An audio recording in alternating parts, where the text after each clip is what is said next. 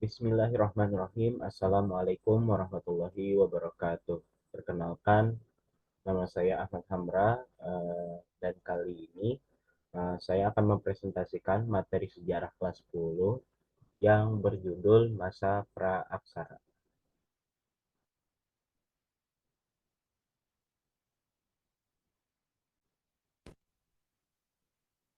Apa yang dimaksud dengan masa praaksara? Yang dimaksud dengan masa praaksara adalah zaman eh, merupakan di mana manusia belum mengenal tulisan, bagaimana kehidupan mereka di masa itu, dan tradisi apa saja yang berkembang di zaman praaksara tersebut.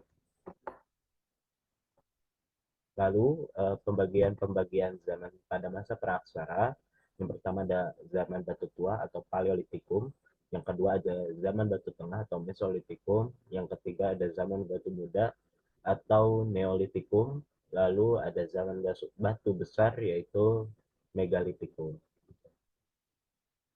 Yang pertama, zaman batu tua atau paleolitikum. Masa ini juga sering disebut sebagai masa berburu dan meramu. Pada zaman ini, kehidupan manusia masih sangat tergantung pada alam dan berpindah-pindah atau nomaden. Makanan yang didapat dari sumber makanan yang ada di sekitar tempat tinggal. Tempat tinggal manusia pada masa tersebut biasanya dekat dengan sumber air yang berpohon banyak dan berelief datar. Alat-alat yang digunakan masih sangat sederhana, bentuknya yang terbuat dari batu atau tulang. Lalu yang kedua ada zaman batu tengah atau mesolitikum, atau yang biasa juga disebut dengan masa berburu dan meramu tingkat lanjutan.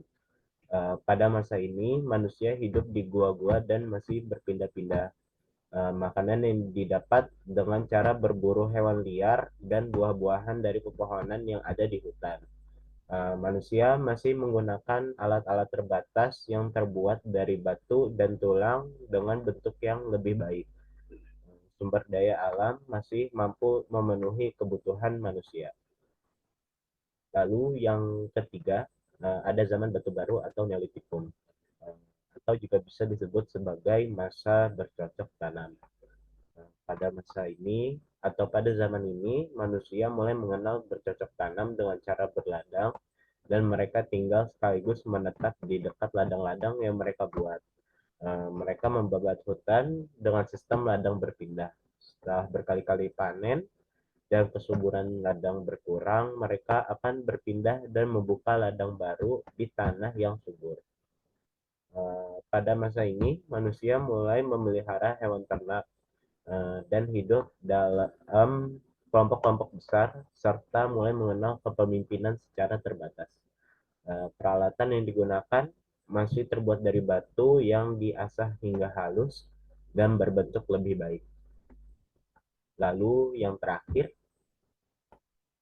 ada zaman batu besar atau megalitikum. Pada dasarnya, megalitikum sendiri berasal dari dua kata yang tergabung dari bahasa Yunani. Kata, kata tersebut adalah mega yang berarti besar dan litik yang berartikan batu.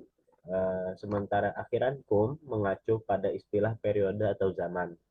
Oleh karena itu, megalitikum sendiri secara kasar dapat diterjemahkan sebagai zaman batu besar.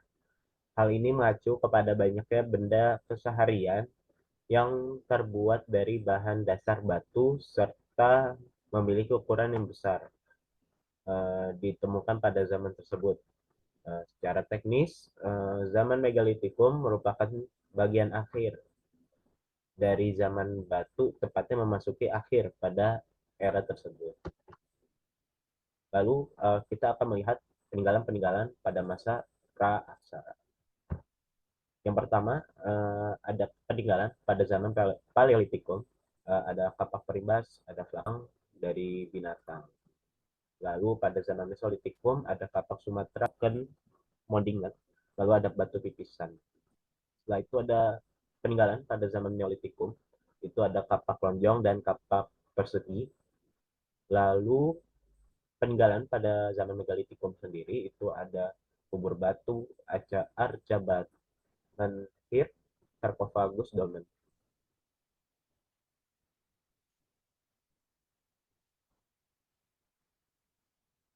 Baiklah, demikian presentasi yang saya buat, presentasi yang saya terangkan. Kurang lebih mohon maaf. Wassalamualaikum warahmatullahi wabarakatuh.